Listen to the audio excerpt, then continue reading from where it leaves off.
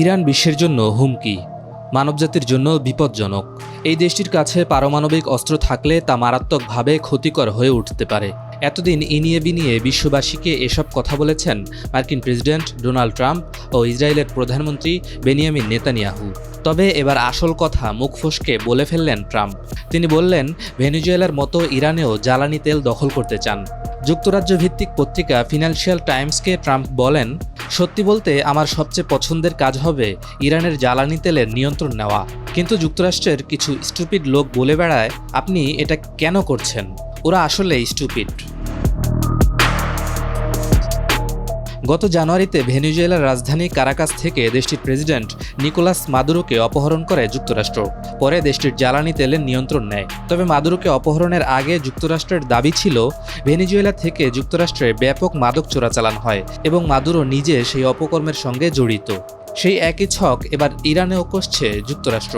মুখে মুখে বলছে দেশটির পারমাণবিক অস্ত্র বানানোর অধিকার নেই, তবে তলে তলে জ্বালানি তেল দখলের বাসনা। ফিনান্সিয়াল টাইমসকে দেয়া সাক্ষাৎকারে ইরানের খার্ক দ্বীপের রপ্তানি কেন্দ্রের নিয়ন্ত্রণ নেওয়ারও ইচ্ছা প্রকাশ করেছেন ট্রাম্প। তিনি বলেন, আমরা খার্ক দ্বীপের নিয়ন্ত্রণ নিতে পারি, আবার নাও নিতে পারি। আমাদের হাতে বিকল্প অপশন রয়েছে। সেখানে হয়তো কিছুদিন অবস্থান করতেও হতে পারে। খার্ক দ্বীপে থাকা ইরানের প্রতিরক্ষা ব্যবস্থা সম্পর্কে সাংবাদিক জানতে চাইলে ট্রাম্প বলেন, আমার মনে হয় না ইরানের কোনো প্রতিরক্ষা ব্যবস্থা আছে। আমরা খুব সহজেই এটি নিয়ন্ত্রণে নিতে পারি। খার্ক দ্বীপে স্থল অভিযানের লক্ষ্যে ট্রাম্প মধ্যপ্রাচ্যে মার্কিন বাহিনীকে শক্তিশালী করে চলেছেন। ইতোমধ্যে পেন্টাগন প্রশিক্ষিত 10,000 সেনা মোতায়েনের নির্দেশ দিয়েছে। প্রায় 3,500 সেনা সেই অঞ্চলে পৌঁছেছে, যার মধ্যে রয়েছে 2,200 মেরিন সেনা। আরও 2,200 মেরিন সেনা পথে রয়েছে। এদিকে এয়ারফোর্স ওয়ানে সাংবাদিকদের সঙ্গে আলাপকালে ইরানের পারমাণবিক সক্ষমতা প্রসঙ্গেও কথা বলেছেন ট্রাম্প। তিনি বলেন, তারা পারমাণবিক অস্ত্র ছেড়ে দেবে, আমাদের কাছে সবকিছু তুলে দেবে। আবারও একটি ভালো দেশ হতে পারে ইরান। কিন্তু তারা যদি তা না করে, তাহলে ইরানের অস্তিত্বই থাকবে না, একেবারেই থাকবে না।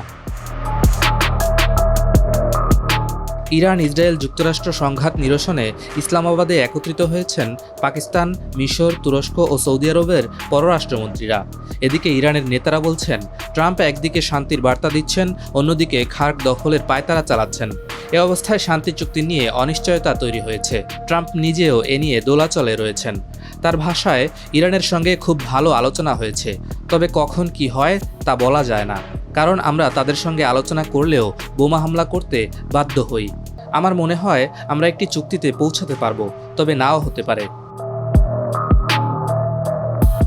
ইরানের সর্বোচ্চ ধর্মীয় নেতা মুস্তফা খামেনি মারা গেছেন বলে দাবি করেন যুক্তরাষ্ট্রের 47তম এই প্রেসিডেন্ট। তাকে তুচ্ছ জ্ঞান করে ট্রাম্প বলেন, তিনি মারা গেছেন বা গুরুতর জখম হয়েছেন।